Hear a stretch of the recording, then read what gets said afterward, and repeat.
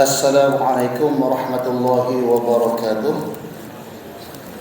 A'udzu billahi minasyaitonir rajim. Bismillahirrahmanirrahim. Alhamdulillahi rabbil alamin.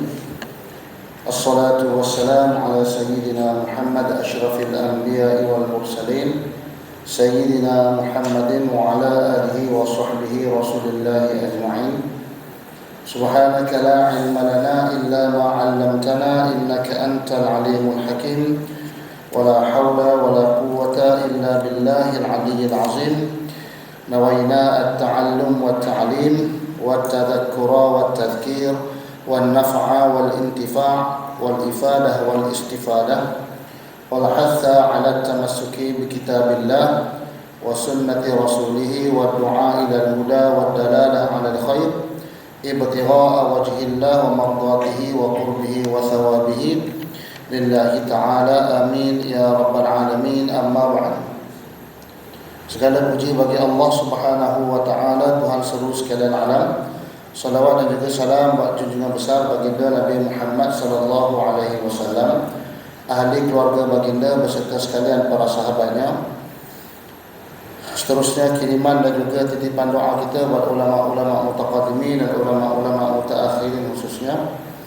Seterusnya berbahagia Tuan Pengurusi Surau Al-Furqan Taman Sekamat, yang dihormati Tuan Imam serta Tuan Bilal, para alim ulama, tuan-tuan guru yang berusaha, seluruh barisan ahli jawatan kuasa yang dihormati barisan kepimpinan serta tokoh-tokoh masyarakat, dan akhirnya yang diadu-adukan lagi diraihkan tuan-tuan dan perempuan, muslimin muslimat, hadirin hadirat, moga-moga dirahmati Allah Subhanahu wa taala. Alhamdulillah, memulakan pertemuan kita pada malam ini dengan mengajak jemaah untuk kita merafakkan syukur kehadirat Allah Subhanahu wa taala di atas limpahan dan kurniaan pemberian nikmat yang telah diberikan, yang sedang diberikan, yang akan diberikan nanti oleh Allah Subhanahu wa taala kepada kita. Syabas dan tahniah di atas kehadiran melaksanakan solat fardu maghrib secara berjemaah. Dan pertemuan kita ini adalah merupakan pertemuan yang memang dirancang pada setiap bulan, pertemuan berkala. Hari Selasa yang keempat kita bersama-sama berkumpul, berhimpun untuk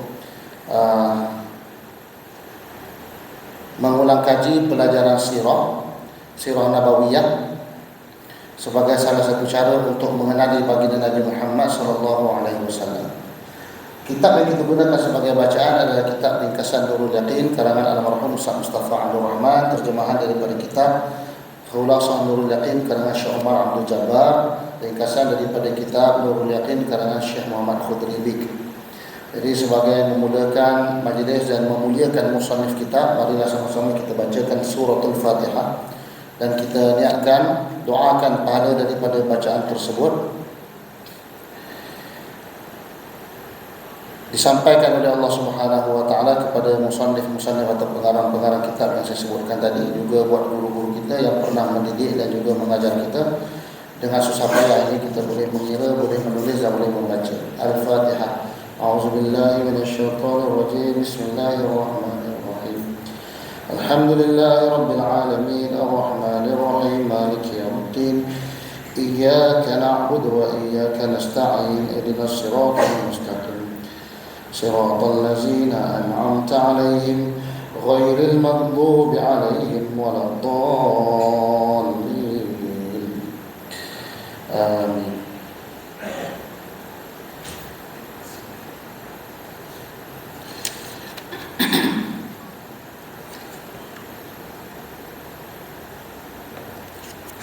Baik, untuk malam ini kita menyambung di muka surat yang ke-13,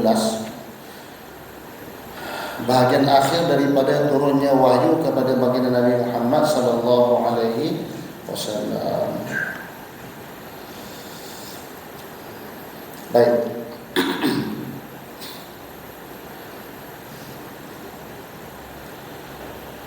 Pada pertemuan yang lepas kita membicarakan tajuk yang ke-12 Tajuk yang ke-12 pada muka surat 12, iaitu mula turun wahyu, mula turun wahyu kepada Nabi sallallahu alaihi wasallam. Yang mana fakta yang telah kita ketahui, pertama, wahyu itu turun ketika baginda Nabi berumur 40 tahun seperti mana kelaziman bagi para rasul dan nabi sebelumnya.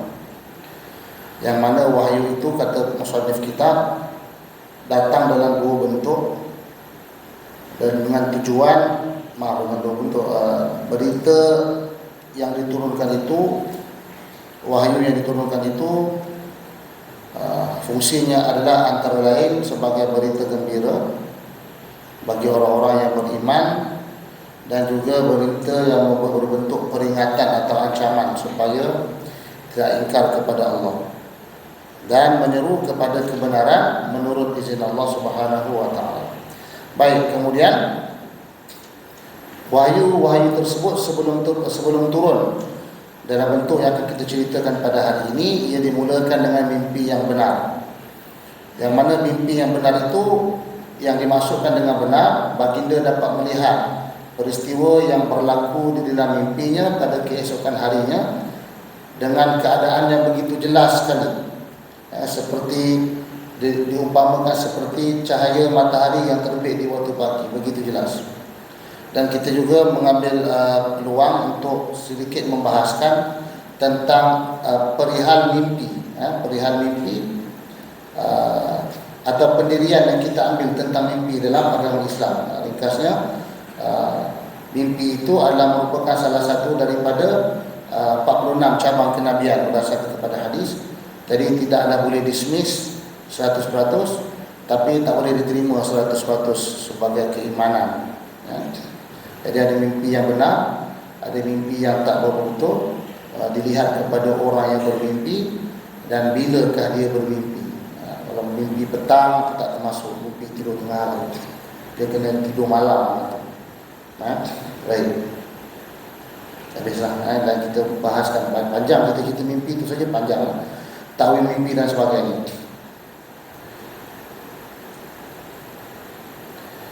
Baik, kemudian kita masuk pada peristiwa mulanya turun wahyu kepada baginda Nabi SAW, dan kita memetik beberapa tarikh yang disebut, antaranya dalam kitab Nurul Yaqin adalah pada 17 Ramadan 13 tahun sebelum hijrah, bersamaan dengan bulan 7 atau Julai 610 Masehi. Dalam kitab Rahikul Maktum mengambil pendapat 21 Ramadan bersamaan dengan 10 Ogos 610 Masehi.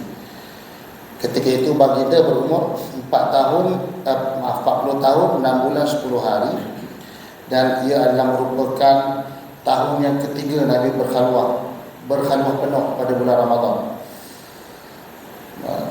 Dan ada juga pendapat yang menyebutkan pada 27 Ramadan. Kerana itu pada bulan Ramadan ramai orang mengambil peluang pada malam 27 Ramadan untuk beriktikaf, mengambil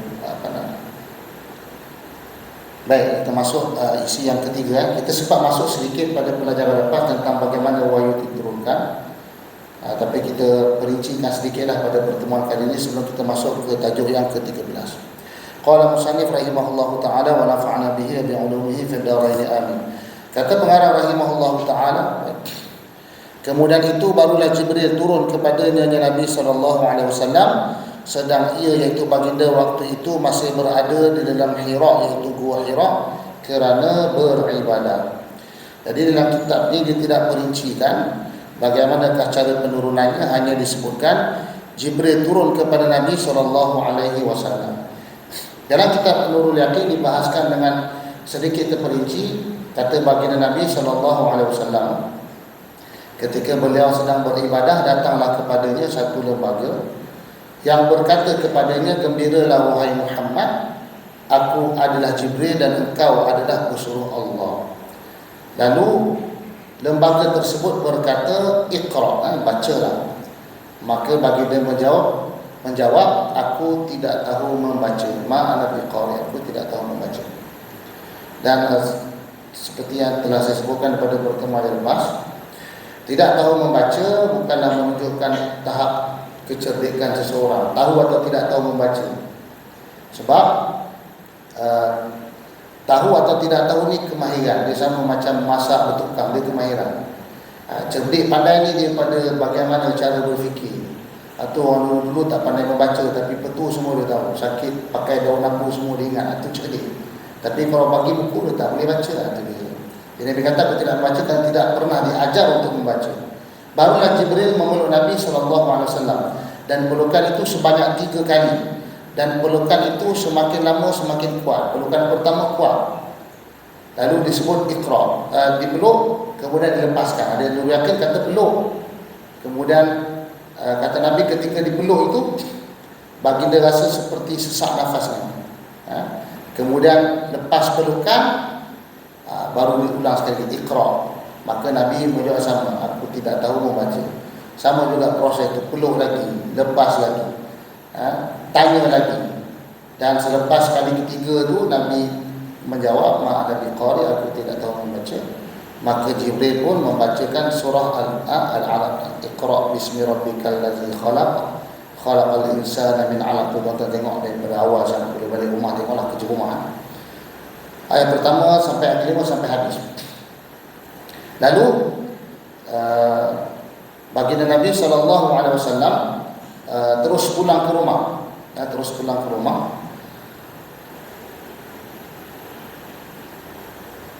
Dan sampai sahaja di rumah, baginda meminta agar diselimutkan. Zammiluni, zammiluni. Nabi minta diselimutkan. Maka Khadijah tidak berkata banyaklah, balik itu tidak marah-marah, balik terus meluru pada katil. Khadijah selimutkan dan Khadijah menunggu sehingga baginda berasa tenang. Dah tenang, tengok dah tak ada doa dan sebagainya. Maka Khadijah radhiyallahu anha bertanya kepada baginda Nabi SAW tentang apa yang berlaku. Maka baginda pun ceritalah semua. Lalu baginda berkata, aku khawatir ada perkara yang buruk akan berlaku kepada diriku.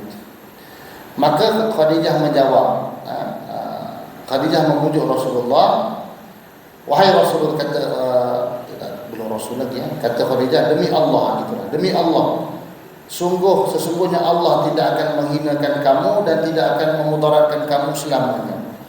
Sesungguhnya engkau adalah orang yang menyambung hubungan dengan kaum kerabat. Dan lafaznya silaturahim.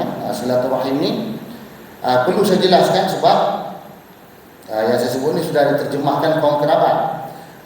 Menyambung hubungan dengan kaum kerabat itu disebut silaturahim. Berbeza dengan silaturahim yang kita faham dalam bahasa Melayu. Dalam bahasa Melayu silaturahim ni menyambung hubungan dengan semua orang. Tapi kalau dalam bahasa Arab silaturahim hubungan yang bersambung kerana rahim, perut ibu, maknanya hubungan kekeluargaan lah. Tapi tidaklah sebut silaturahim sama kawan-kawan tu berdosa, tidak. Dari sudut bahasa Arabnya salah, tapi dalam bahasa Melayu okey. Sebab kata Arab yang dipinjamkan ke bahasa Melayu, dia akan mengikut tafsiran atau makna bahasa Melayu. Contoh macam bahasa Arab, perkataan muhrim dengan mahram. Ini biasa jadi berlaku. Kalau ustaz-ustaz cakap kita tak boleh kalau ambil wudu bersentuh dengan bukan muhrim, batal wudu. Orang kata ustaz bukan muhrim. Muhrim tu orang dalam ihram, yang betulnya mahram. Maka sebenarnya kena tanya dulu, ustaz cakap muhrim ni bahasa Melayu ke bahasa Arab? Sebab dalam bahasa Arab muhrim orang yang dalam ihram, mahram orang yang tidak boleh dikahwini. Tapi dalam bahasa Melayu, kalau kita buka dalam kamus yang bahasa dan pustaka edisi keempat, maksud muhrim dua maksud. Maksud pertama orang dalam ihram, maksud kedua orang yang tidak boleh dikahwini. Jadi perkataan itu sudah dimelayukan. Jadi orang dulu-dulu dia tak komen sangat ustaz salah ni, sebab dia pun tak tahu. Tapi orang sekarang dia rasa dia pandai, dia tegur. Lepas tu ustaz tu membetulkan benda yang tidak salah pun sebenarnya. Itu selingan saja lah silaturahim. Jadi Nabi orang yang menyambung hubungan kaum kerabat, memikul beban orang, menyambung hubungan dengan kaum kerabat ni bagaimana? Nabi ni orang yang selalu menganjurkan makan-makan. Nabi suka belanja orang makan. Dan ini nanti akan jadi salah satu cara Nabi berdakwah bila dakwah secara rahsia. Tapi sebetulnya Nabi memang suka kalau hujung minggu tak ada apa, panggil kau makan. Kita panggil makan itu tunggu birthday kan, tunggu anak, keputusan ke isteri lu dan sebagainya. Tunggu kesyukuran lah kan. Jadi kalau keputusan tak baik itu tak bersyukur lah maknanya, jadi tak ada buat makan. Bawa sini lah contoh tempat lain. Baik. Kemudian kata Khadijah, engkau memikul beban orang lain, engkau memberi orang yang tidak mempunyai apa-apa, orang fakir, engkau menghormati tetamu dan menolong orang yang tertimpa musibah dengan cara yang benar. Apa maksud menolong orang yang tertimpa musibah dengan cara yang benar? Sebab menolong orang yang susah ni dia boleh ditolong dengan cara yang betul atau ditolong dengan cara yang salah. Cara yang betul ni maksudnya dengan lunas undang-undang, membantu daripada wang yang betul. Itulah.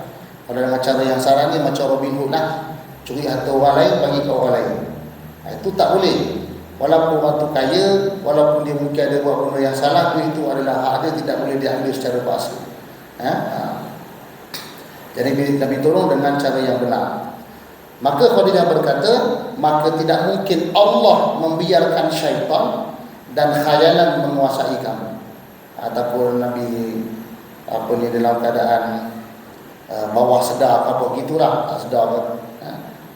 Dan kata Khadijah lagi menyambut, tiada keraguan lagi bahawa Allah telah memilihmu untuk memberi petunjuk kepada kaum. Ini seperti mana disebutkan dalam banyaklah kitab-kitab sirah semua sebutlah.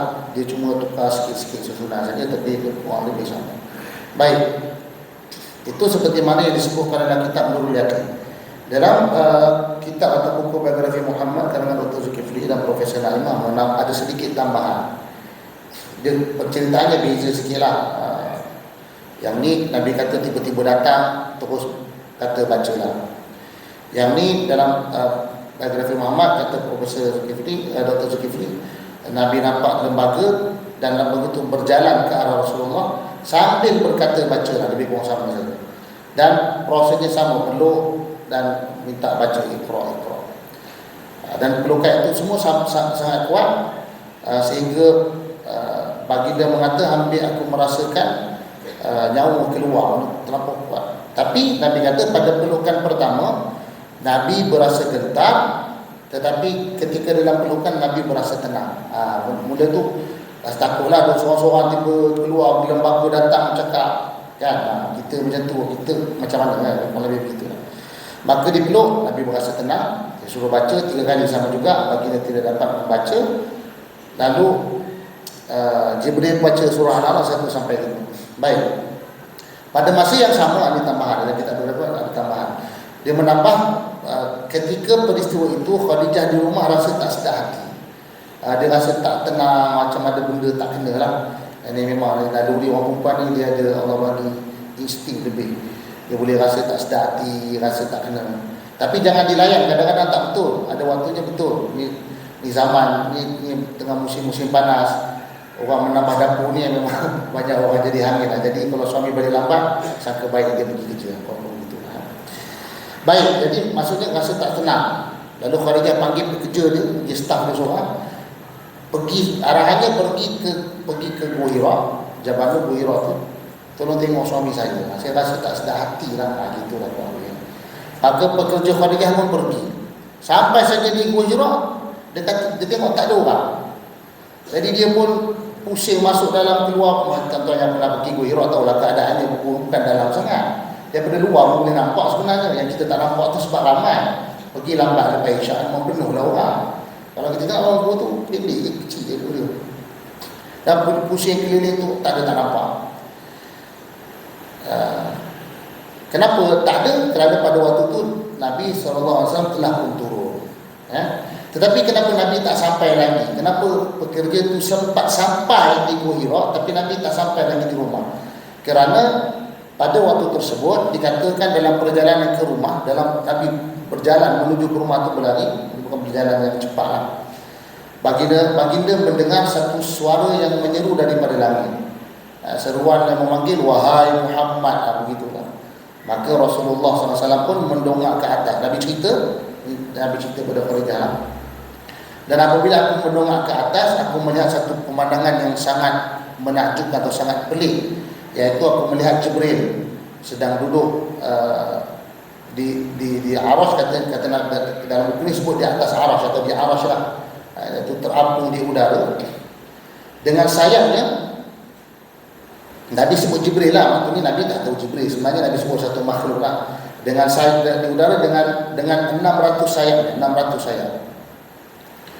Dan sayap itu memenuhi langit dan bumi, dan langit dan masuk penuh daripada timur hingga ke barat. Dan di mana-mana saja aku pandang ke atas, aku ternampak kepada Jibril alaihissalam. Dan Profesor Dr. Zulkifli mengatakan peristiwa ini digambarkan oleh Allah Subhanahu wa taala dalam surah An-Najm. Wan najmi idza hawa ma dhalla sahibukum wa ma ghawa. Ayat 1 sampai 5. Tuan-tuan nanti balik buat kerja rumah, tengok sikit apa ayatnya, bacalah, dapat pahala baca, buat tengok terjemahan. Dan ayat 1 sampai 5 ni adalah penegasan bahawa penglihatan Nabi pada malam itu bukanlah khayalan. Bukanlah khayalan, dia dalam keadaan yang nyata. Dan baginda Nabi SAW melihat Jibril dengan rupa asalnya macam tadi berkepak apa semua tu sebanyak 2 kali. Jadi kalau ikut pendapat kita lah, sebab ada yang kata tengok sekali saja, yang kata tengok 2 kali ni, peristiwa yang pertama peristiwa malam turun wahyu ini. Dan bila kali kedua melihat Jibril dengan bentuk yang sebenar ketika Isra dan Mi'raj. Itu pun bukan mula-mula bentuk sebenar tu lepas dah naik sampai langit ke berapa tu baru dah jadi rupa yang sebenar.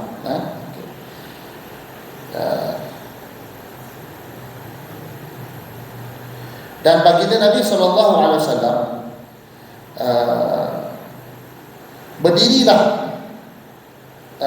berdiri di situ macam kita terkejut sampailah hilang Jibril daripada pandangan. Ini saya dapat pada kitab saja tuan-tuan, bukan saya reka. Saya tak ambil pada YouTube, saya ambil daripada buku. Kalau tak puati boleh jumpa Dr. Zulkifli, dia kerja kat UM, boleh jumpa kat sana lah. Okey, baik. Kemudian barulah Rasulullah balik. Cuma dalam kitab ni yang sedikit perbezaan. Perbezaannya adalah bila Rasulullah balik, Khadijah selimutkan Rasulullah tanpa diminta. Maknanya dalam hadis yang lain sebut Zamilu ni selimutkan. Dia balik tengok Nabi dan macam kerana gemetar. Kemarin dia kata Khadijah selimutkan hingga Nabi bertenang. Lepas Nabi bertenang, Khadijah bertanya, Rasulullah pun cerita. Lalu Khadijah bertanya, adakah engkau takut diganggu oleh syaitan ataupun jin? Kata Rasulullah, ya, sebab masa pelukan tu Nabi rasa sakit. Nabi takut sakit tu yang jadi mudarat. Kemudian Khadijah pun memujuk Nabi dengan perkataan yang kurang lebih yang sama itulah, orang yang menyambung silaturahim begini-begitu. Mana-mana versi kita nak ambil tak ada masalah. Tetapi yang samanya adalah pada keesokan harinya Khadijah membawa Nabi SAW kepada Waraqah bin Nawfal. Siapakah Waraqah bin Nawfal ini? Waraqah bin Nawfal ini pun ada banyak pendapat yang menyebutkan saudara, tak disebutkan saudara yang sebelah mana.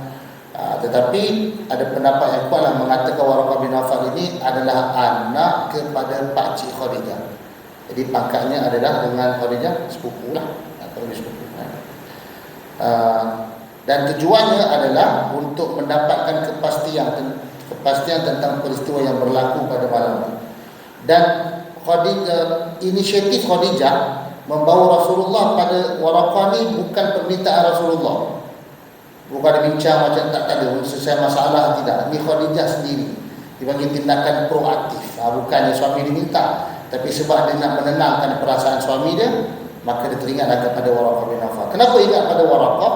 Waraqah bin Nawfal ni adalah seorang yang beragama Nasrani. Dalam banyak-banyak tulisan yang menggambarkan tentang sifat Waraqah, digambarkan Waraqah bin Nawfal ini beragama, pernah memeluk agama Nasrani dulu.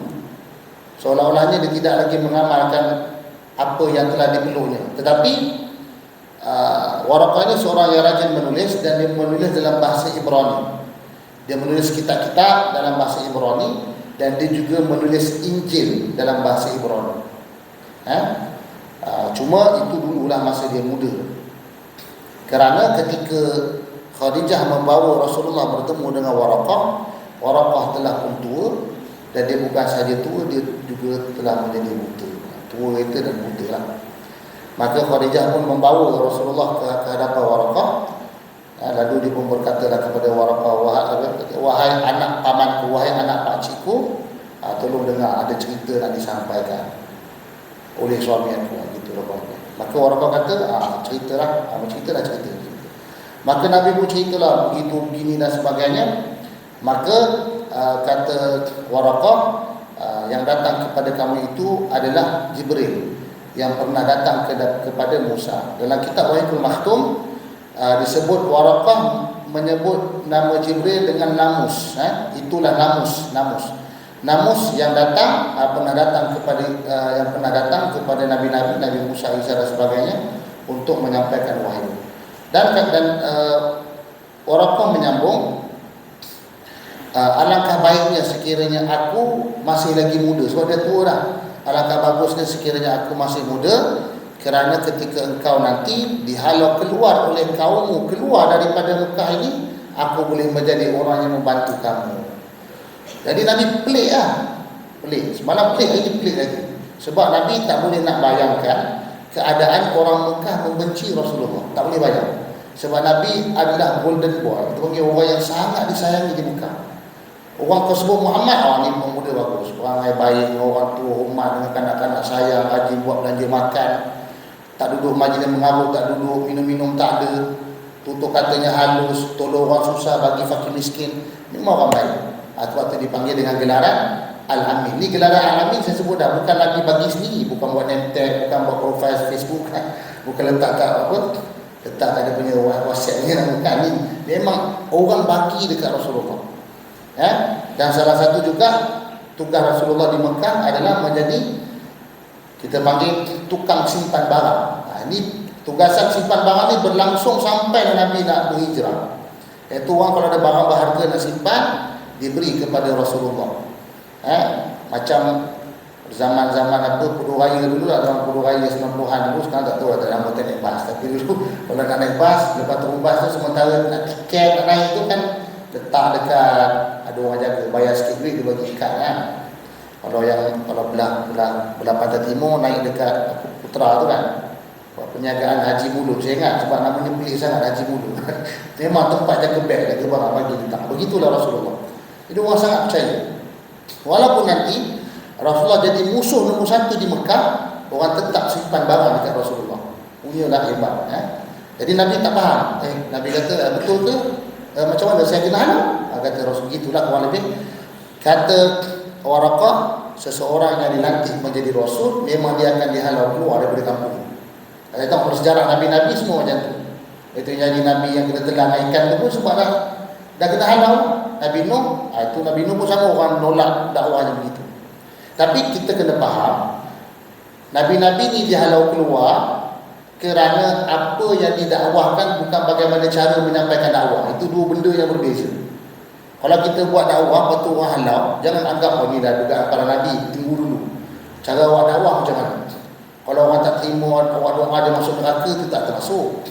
Hari sekarang ni satu kebimbangan juga kita tengok yang baru-baru ni kan ada kumpulan luar negara datang menyanyi, itulah. Kita tak kata perbuatan itu betul, tapi perbuatan mendoakan, minta angin kencang, minta bala pun semua, ini tidak diajar oleh Nabi. Kamarnya kalau kita pegang kunci neraka, semua masuk, kita semua masuk. Dia semua masuk neraka. Tak boleh doakan, tak boleh. Haram hukum dia. Dia masih beriman walaupun dia melompat-lompat selampu tangan begitu, dia masih beriman. Tak boleh kata tak beriman. Baik. Jadi secara ringkasnya, peristiwa penurunan wahyu ni boleh dibahagikan kepada tiga lah. Sebelum iaitu pra, iaitu 40 tahun bermimpi, semasa ketika wahyu turun, peristiwa tengok sayap malaikat itu semua, dan pascanya selepas berjumpa dengan Waraqah bin Naufal. Dan di sini juga kita boleh faham banyak pelajaran lah, antaranya tentang kepentingan belajar. Kerana itulah wahyu yang pertama disuruh baca. Dan negara kita ni sedang mengalami masalah dalam sudut membaca. Sebab orang kita ni membaca tapi baca tajuk besar. Isi tak baca. Dia baca tajuk besar, lepas tu dia buat ulasan, berjela-jela atas tajuk yang besar. Yang bawah-bawah tu panjang dia tak baca. Ini masalah. Dia kena baca semua. Baik, itulah cara penyampaian ilmu dan penyampaian agama. Sebab agama Islam ni dia adalah agama ilmu, dia ditegakkan dengan hujah. Berbeza dengan orang-orang kafir yang menyembah berhala, dia punya hujah ni satu je. Ini nenek moyang kami yang sembah. Hujah lain tak ada. Tapi menyembah Allah itu hujahnya begitu banyak sekali. Maka mestilah rajin-rajin membaca. Ya. Nak boleh baca itu pun banyak juga. Baca kena pilih juga tajuk benda nak baca. Baca benda berapa pun tak boleh juga. Ni yang terbaru dituduh menara jam kat Mekah tu tulis nama Tuhan berhala ni. Sebab dia kata tulis lalah bukan Allah. Kan khuatkan lam habatu alif kat tengah. Dia kata ni habis semua orang kat Mekah tu semua jadi kafir sembah berhala sebab tulisan Allah tu bukan Allah, lalah. Ini sebab baca tapi baca tak betul. Jadi duduk dalam crowd yang betul lah. Okey. Habis. Kemudian sebelum kita masuk tajuk yang baru, tajuk yang baru adalah hal orang-orang Arab sebelum Islam. Ada satu lagi tajuk yang diselipkan dalam kitab Nurul Yaqin, iaitu terhentinya wahyu. Lepas wahyu diturunkan, wahyu berhenti sekejap, wahyu tak turun. Dan disebut wahyu berhenti daripada turun selama beberapa waktu, sebab ulama-ulama khilaf, ada yang kata sampai 6 bulan. Dalam kitab Nurul Yaqin mengambil pendapat selama 40 hari. Sehingga Nabi merasa rindu pula. Mula-mula tadi rasa gerun, rasa takut, rasa seram. Tapi selepas daripada itu Nabi jadi rindu pula turun wahyu. Tapi turun wahyu ini bukan peristiwa yang menyeronokkan, sebab banyak direkodkan oleh asar para sahabat yang pernah melihat Nabi menerima wahyu. Wahyu ini sangat berat sehingga Nabi berpeluh-peluh. Satu ketika Nabi sedang berbaring di kepala Nabi diletakkan di perut seorang sahabat. Tiba-tiba dia rasa berat sangat. Rupanya Nabi menerima wahyu pada waktu itu. Dan Nabi akan berpeluh seperti orang yang menanggung benda yang berat. Jadi susahnya Nabi dapat wahyu. Kita dapat ringan je. Kita cuma rasa wahyu ni berat bila? Bila imam baca panjang dalam sembahyang. Rasa berat bila nak berhenti dah setengah muka. Kan? Itu baru selamat. Daripada tu kita rasa ringan, baca tak rasa apa. Itu masalah. Berat wahyu ni berat. Baik. Jadi Nabi merasa rindu dan sehingga ada keadaan menyebutkan Nabi sampai terlampau rindu tu sampai Nabi rasa, ini ada pernah jadi isu juga. Dalam satu hadis Nabi pernah menyebutkan, aku hampir mencampakkan diriku daripada gunung kerana terlampau rindu sangat. Ada yang katakan Nabi macam stres atau tertekan menunggu wahyu. Ini kita tak boleh nak ulas sekarang, sebab ulasan ini berkait dengan tauhid lah. Sebab mana boleh Nabi bunuh diri, itu dah luar. Tapi bagaimana nak memahami hadis ini dalam konteks yang boleh difahami, itu kita tengok pada pelajaran akan datang. Tapi ringkasnya wahyu itu terputus dalam tempoh yang tempoh yang agak lama lah. Sehingga kemudian barulah wahyu bersambung seperti biasa. Dan kerana itulah kalau tuan-tuan tengok dalam tafsir Al-Munir karangan Dr. Wahab Az-Zuhaili, hukum sunat bertakbir selepas surah Ad-Duha kalau tak silap, itu kerana mengambil contoh Rasulullah yang bertakbir selepas mendapat wahyu. Lama tak dapat wahyu, bila wahyu turun Nabi seronok Nabi bertakbir. Jadi orang Islam ni, dia punya ucapan-ucapan dia memang menunjukkan fahaman dia. Sebab tu bila dengar orang meninggal atau musibah, inna lillahi wa inna ilaihi raji'un. Kalau gembira, takbir, Allahu Akbar. Dia tak ada kaitan dengan apa-apa cenderungan ideologi tertentu, tidak. Bahkan ketika kan saya sebut dah, banyak kali saya sebut dah, ketika Abdullah bin Zubair dilahirkan, orang bertakbir kerana gembira. Sebab orang Yahudi menuduh orang Islam tidak dapat melahirkan anak lelaki terkena sihir. Tapi bila lahir, takbir ramai-ramai seronok. Baik. Jadi Nabi bertakbir. Sebab tu agaknya orang kita juga, kalau masjid khatam kan kita buat lepas sampai wadduha tu, la ilaha illallah wallahu akbar, lepas tu kita sambung surah seterusnya. Ini hukumnya sunat. Kalau rajin tengoklah dalam tafsir Al-Munir karangan Dr. Wahab Az-Zuhaili. Murah dia beli, dia sekarang jual ikut juzuk 30 tu. Satu buah dalam RM20. Tapi RM20 ni mahal kalau kitab lah. Kalau Binestro tak mahal RM20. Buku RM20 mahal lah. Baik. Itu tambahan saja. Okey. Kemudian tajuk yang seterusnya, tajuk ke-13, hal orang-orang Arab sebelum Islam.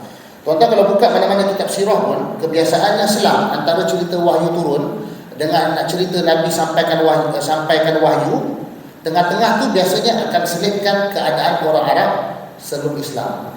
Sebab apa? Supaya kita nak tengok kontras, perbezaan yang berlaku sebelum Islam diturunkan dan selepas Islam diturunkan. Ini perbezaannya begitu kita panggil pola oposit, begitu berbeza sangat berbeza. Yaitu orang-orang Arab sebelum Islam adalah orang-orang musyrik, yaitu penyembah berhala dan menghormatinya berhala. Menghormatinya berhala. Dan musyrik ini maksudnya adalah menyekutukan Allah. Mengapa disebut orang Quraisy Mekah musyrik sedangkan mereka tidak menyembah Allah pun? Mensyirikkan Allah kan tahu Allah Tuhan, tapi mengatakan Allah berfungsi kuasa ke apa-apa dengan Allah. Ada sesuatu yang berfungsi dengan Allah. Itu panggil musyrik. Tapi kenapa orang Mekah ini dikata musyrikin sedangkan dia menyembah berhala? Kerana mereka mengetahui kewujudan Allah. Bahkan kalau tuan-tuan ingat masa saya cerita kisah pembinaan Kaabah kali kedua, pembinaan Kaabah kan semua takut nak buat Kaabah tu sebab teringat peristiwa Abraha kena rejam dengan batu. Kemudian apa yang dibuat? Siapa nama? Walid Al-Mughirah. Kan Walid Al-Mughirah panjat atas Kaabah, bergendang dan menyeru Tuhan, menyeru Allah. Sambil bergendang tu menyeru, ya Allah, kami ni datang, kami ni nak meruntuhkan Kaabah untuk membetulkan atau membinanya kembali. Sambil dia mengetuk dinding Kaabah tu, jatuhlah beberapa batu dan tak ada bubur datang, bubur semua datang ketuk. Makanya mereka acknowledge adanya Allah. Bahkan mereka kalau bercakap, mereka akan bersumpah demi Allah. Tapi mereka menyembah yang lain selain daripada Allah kerana dia menganggap yang lain untuk memberi manfaat. Sebab tu kalau tuan-tuan ingat juga ketika Padri Jargis atau Georgi yang jumpa dengan Nabi ketika kecil di Buhairah kan sebelum cakap dengan Nabi dia suruh bersumpah dengan nama Lata dan Uzza. Nabi kata tidaklah nama yang tiadalah nama yang paling aku benci melainkan Lata dan Uzza. Tapi kenapa Padri itu bersumpah dengan nama Lata dan Uzza? Sebab memang budaya orang Arab kalau dia bercakap tak bersumpah dengan nama Lata dan Uzza, mungkin dia berbohong. Dia tahu Tuhan ada dan bercakap dengan nama Allah. Tapi kalau dia tak nak bohong, dia akan bersumpah dengan nama Lata dan Uzza. Ada terbalik. Baru dia tak bohong. Lepas itu dalam Islam sumpah tidak boleh dengan nama lain selain dengan nama Allah sahaja. Dengan lafaz wallahi wa billahi pula. Sumpah-sumpah yang tidak diterima, bahkan boleh jadi dosa. Macam Piramli sumpah makan sati 30 cucuk itu semua sumpah yang tidak diambil kira. Lepas tu sumpah kalau tak dilaksanakan ada hukuman yang khusus. Ada dia punya dosa. Dan sifat orang munafik dia sangat cepat bersumpah. Sangat cepat. Baik. Jadi mereka menyembah. Jadi itu sifat orang musyrik, mereka menyembah berhala dan menghormatinya. Okey.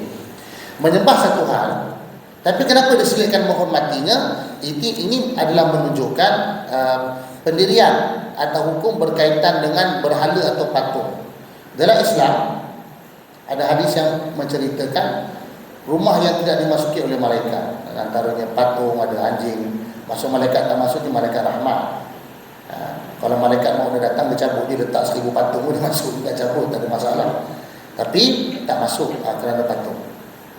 Baik. Kemudian ulama bahas pula tentang hukum patung. Di mana bilakah patung tu jadi tak boleh disimpan? Apabila patung tu dihormati. Saya tak sembah, saya cuma cuci bagi bersih, tak boleh. Sebab dia akan mula dengan cuci dulu. Sayang kan, lepas tu cium. Ada start perlahan-lahan. Beli mahal ni, beli luar negara. Order kat Shopee, datang ribu-ribu harga, pasang gantung sebelah pintu masuk. Lepas tu kalau anak langgar jatuh pecah, marah anak. Tu patung. Langgar patung pecah, marah anak. Patung Nabi tak bagi simpan dalam rumah. Dia termasuklah, minta maaf lah. Ada je minat hobi-hobi simpan mainan-mainan tu kan. Itu pun kita katakan orang marah pula. Begitulah simpan. Kalau dia biar berabuk tak apa. Dia biar betul lah. Lepas tu dia tengok sini sesuatu. Macam tak sinar. Lepas tu gaya ke macam ni gaya. Kalau untuk bekerja lain ada jual. Kalau ada jual sebagai mainan lain. Digayakan dengan apa? Okey, letak harga. Mainan kalau mainan tak ada masalah sebab dia tidak dihormati. Balik, pijak, cabut tangan, pasang balik tak apa. Masuk lubang jamban keluar balik. Kalau anak saya mati, bawa masuk mainan semua dalam bilik air. Lepas tu jamban tu tersumbat penuh mainan. Dia memang ada main, dia tak hormat tak apa. Tapi kalau ni yang dihormati, itu tak dibolehkan. Sebarang bentuk penghormatan. Termasuk untuk dan mainan ni pula untuk budak-budak lah. Termasuk teddy bear tu pun teddy bear, anak-anak patung teddy bear dan sebagainya pun tak dibolehkan. Beli untuk anak dara umur dah 18 tak ada main patung lah. Beli pergi ke budak kecil. Letak kat katil. Itu yang kadang-kadang tiba kepala bergerak tu. Ikut perawatan Islam, benda-benda macam tu memang akan dimasuki oleh entiti yang halus. Baik, jadi elok buang je lah yang simpan. Jangan buang kalau ada bagi saya ada anak perempuan seorang kecil dia bagi saya. Lagi mahal lagi bagus. Baik. Jangan simpan dan menghormatinya. Dan sangat kritikal penyembahan berhala pada waktu tersebut, sehingga setiap kabilah ada berhalanya masing-masing. Setiap kabilah ada berhala, dan di Kaabah tu berhala yang lain pula. Dia jadi benda, jadi produk lah. Jadi keychain, gantung kat kereta, unta lah, gantung kat unta, letak kat dompet lah, macam tu lah. Jadi produk barang-barang yang dijual lah. Baik, itu yang pertama. Keadaan orang Arab menyembah berhala. Dan dulu kita dah bahas siapakah yang mula membawa berhala masuk dalam Mekah. Itu telah kita bahas, saya tidak berhajat untuk membahas lagi. Tetapi penyembahan berhala ni bukanlah dimulakan oleh keturunan Bani Ismail. Sebab kita faham Mekah ni dibuka oleh Nabi Ismail AS. Tetapi penyembahan berhala itu dibuat oleh kaum yang datang menjajah selepas itu, iaitu suku Khuza'ah. Okey. InsyaAllah ke? Seminit. Oh, lagi setengah. Okey. Yang kedua, mereka membunuh anak-anak mereka. Cuma dalam kitab Nurul Yaqin, Khulasah ringkasan Nurul Yaqin, Al-Marhum Mustafa Abdul Rahman, dia letak orang-orang Quraisy membunuh anak lelaki kerana takut terkena lapar dan takut melarat di kemudian hari. Maksudnya takut susah atau takut miskin. Saya tengok dalam kitab Nurul Yaqin, kitab asas yang diterjemahkan tak ada tulis bunuh anak lelaki, hanya tulis bunuh anak perempuan sahaja.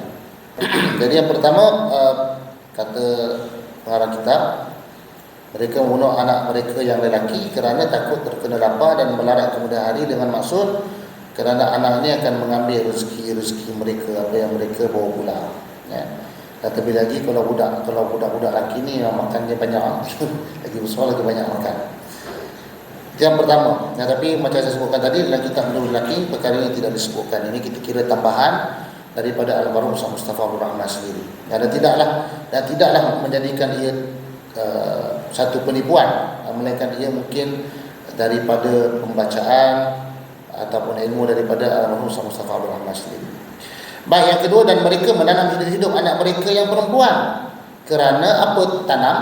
Kerana takut malu dan keaiban di waktu mereka besar kelak.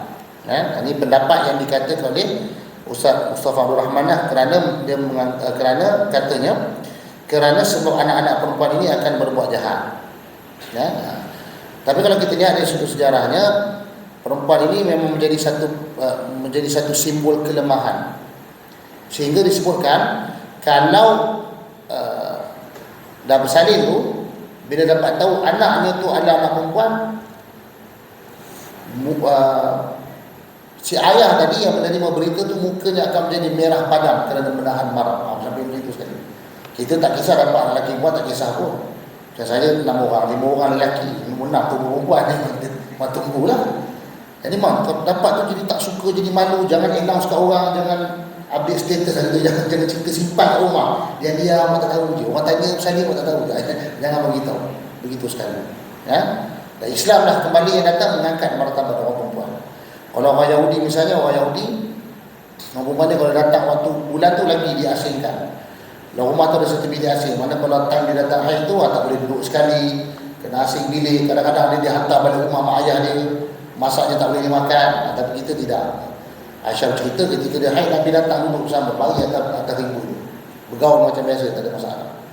Tetap boleh bergaul dengan undang-undang yang perlu dipatuhi lah, ada syarat-syarat. Okey. Jadi yang pertama tadi lebih kepada kaitan rezeki lah. Kerana itu tidak boleh seseorang takut untuk ada anak kerana masalah rezeki. Masalah lain tak apa, tapi jangan masalah takut nanti anak lahir saya gaji 1,200, tak boleh begitu.